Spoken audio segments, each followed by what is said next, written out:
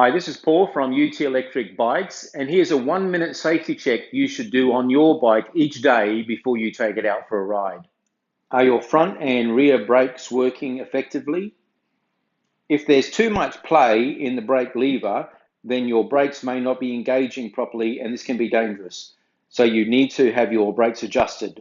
There is a separate video on how to do basic adjustments. Check the tire pressure. The tyre should feel firm. The pressure for the tyre, front and rear, is around 50 psi. The valve on the tyres are a car valve, so it can be filled up at any service station that has an air supply. Check that there is no movement in the fork stem. Apply the front and rear brake and push and pull the handlebars gently.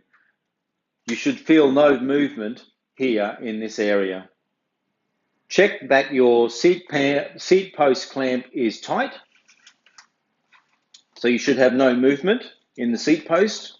And also check that your seat is secure and firm.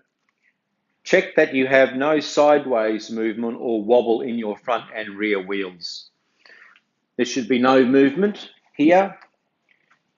There should be no movement here. Pay particular attention to the quick release lever. Make sure that that is closed and is firm. Check that your pedals feel firm and that your crank arm feels tight on both sides of the bike.